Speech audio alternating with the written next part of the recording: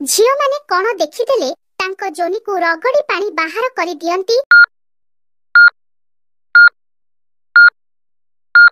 ଏହାର ଉତ୍ତର ପେଲାପେଲି ଭିଡିଓ ଦେଖିଦେଲେ ସମ୍ଭାଳି ନପାରି ଯୋନିରୁ ପାଣି ବାହାର କରିଦିଅନ୍ତି। ପରବର୍ତ୍ତୀ ପ୍ରଶ୍ନ, ମହିଳାର କେଉଁ ଜିନିଷରେ ଥରେ ହାତ ମାରିଦେଲେ ସେମାନେ କରିବା ପାଇଁ ମନା କରିପାରନ୍ତି ନାହିଁ? ଏହାର ଉତ୍ତର, ମହିଳାର ତଳ ଜିନିଷରେ ଥରେ ମାରିଦେଲେ ସେମାନେ କରିବା ପାଇଁ ଆଦୌ ମନା କରିପାରନ୍ତି ନାହିଁ। ପରବର୍ତ୍ତୀ ପ୍ରଶ୍ନ, ବାହା ହେଇନଥିବା ଝିଅମାନଙ୍କର ଦୁଧ ଭୁଣ୍ଡିକୁ ଜୋରରେ ଚିପିଦେଲେ କଣ ହୋଇଥାଏ? ଏହାର ଉତ୍ତର, ଦୁଧ ଟାଇଟ୍ ହେଇକି ଫୁଲିଯାଏ। ପରବର୍ତ୍ତୀ ପ୍ରଶ୍ନ, ନବବିବାହିତା ଦାମ୍ପତି ମାନେ ଚୌଥି ରାତିରେ ନ କରି କାହିଁକି ଶୋଇ ପଡ଼ିଥାନ୍ତି?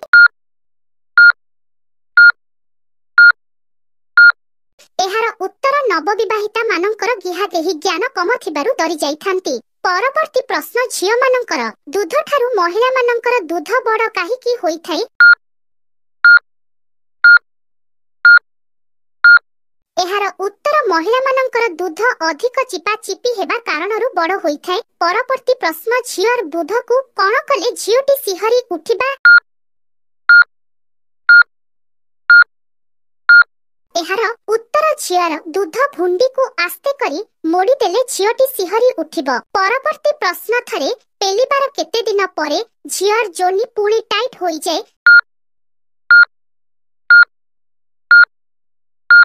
ଏହାର ଉତ୍ତର, ଥରେ ପେଲିବାର 3 ଦିନ ପରେ ଝିଅର ଯୋନି ପୁଣି ଟାଇଟ୍ ହୋଇଯାଏ। ଆଜିର ଇଣ୍ଟରେଷ୍ଟିଂ ପ୍ରଶ୍ନ, ଝିଅମାନେ ବାଥରୁମରେ ଗାଧୋଇଲା ବେଳେ ବିଆରେ ଆଙ୍ଗୁଳି ମରିଥାନ୍ତି କାହିଁକି? ଏହାର ଉତ୍ତର, ଅଧିକ ଉତ୍ତେଜିତ ହୋଇଥିବାରୁ ସେମାନେ ଗାଧୋଇଲା ବେଳେ ବିଆରେ ଆଙ୍ଗୁଳି ମାରିଥାନ୍ତି।